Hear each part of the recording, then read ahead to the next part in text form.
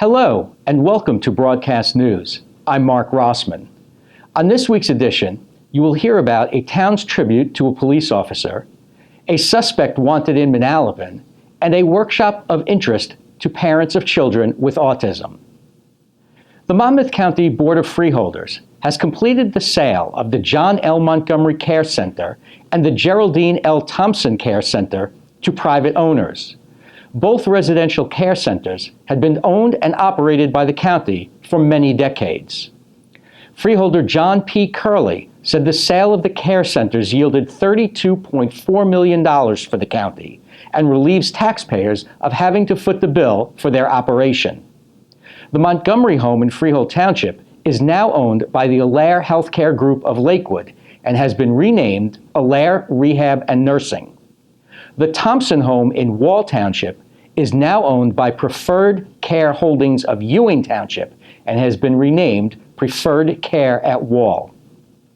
Officials said each buyer must continue to maintain and operate their respective facility as a nursing home, long-term care facility, or assisted living facility for at least 10 years.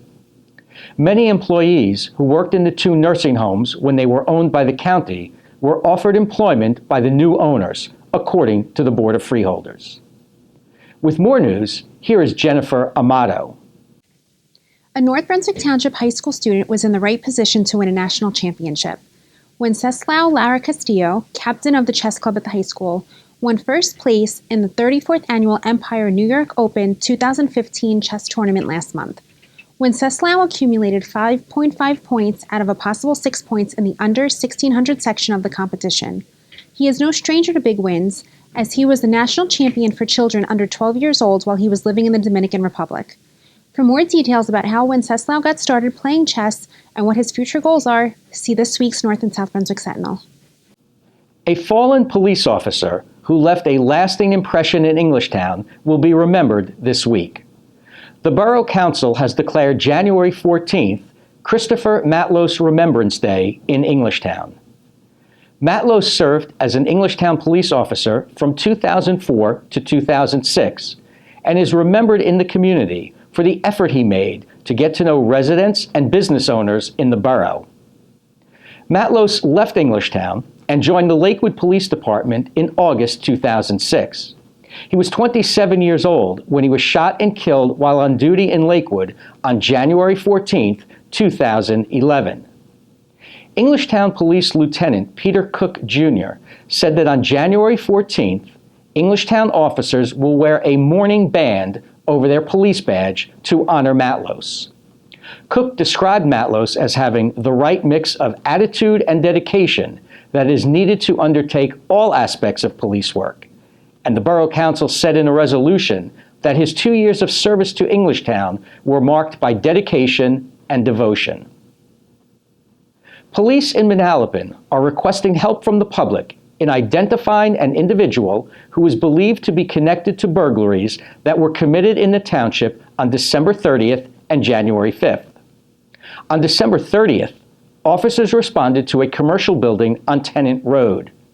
Police said suspects forcibly entered the building and then broke into several offices. Credit cards were stolen and later used by the pictured male suspect at locations throughout New Jersey. On January 5th, officers responded to a residential burglary on Danielle Drive off Gordon's Corner Road. Police said suspects entered the home by prying a screen and then opening an unlocked window. Credit cards were stolen and used by the same suspect as in the December 30th burglary. Anyone with information is asked to call police at 732-446-8371 or 732-446-8388. And now, here's Tim Morris with sports.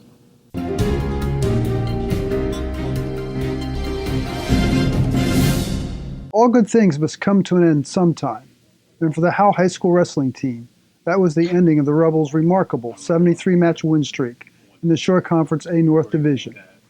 The streak, accumulated over an 11-year span, was snapped by Christian Brothers Academy on January 9th in Howell, in a most unusual way.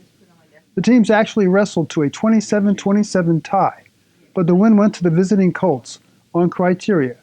The first criteria used for breaking a tie is most matches won, and the Colts won 8 of the 14 bouts to pull off the upset.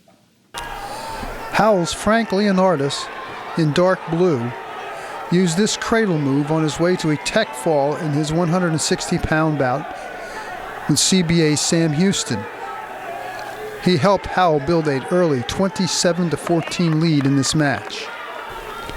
In a duel between state tournament qualifiers, CBA's Richie Kohler in white decisioned Howell's Kyle Slendorn 8-5 in their 113-pound match. His victory kept the Colts within striking distance of Howell, and also guaranteed that the match would be decided in the final 2 bouts, 126 and 132, where the Colts could rely on Sebastian Rivera and Dylan Van Sickle. When Rivera took the mat, the Colts trailed 27-20 and needed some bonus points, which he got with an 8-0 major decision over the Rebels' Nick Ciacci.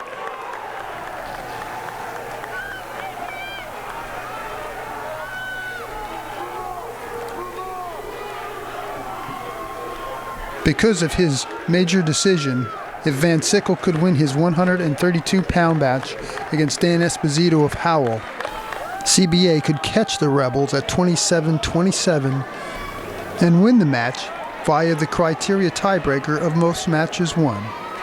Van Sickle did his job, and the Colts had the big upset. This is Tim Morris for Greater Media Newspapers. In sports, every battle comes with a start time. But our battles don't begin with a coin flip, and they don't end when the whistle blows. Our opponents, wind, rain, time, and chance, are always present. We wage a battle against darkness, against powerlessness.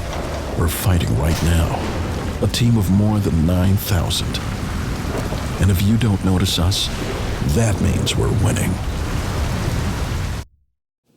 Here is Jennifer Ortiz. Howell resident Christy Mangano has helped to organize a workshop addressing autism and safety called Hidden Dangers, Keeping Children and Adults with Developmental Disabilities Safe. Mangano was inspired to do so after a recent tragedy in Pennsylvania, where an autistic 5-year-old boy was found dead in a canal after wandering off during a New Year's Eve party. Mangano says that as a mother of a child with autism, there is always a fear that her son can be in an unsafe situation. She believes the best way to prevent these situations is to be educated and to have as much knowledge as possible. Those attending the workshop can expect to hear topics on GPS tracking devices, emergency preparedness, fire safety, bus issues, and physical modifications at home and at school to keep children safe. Most importantly, there will be support for families and friends. The workshop is free and open to the public.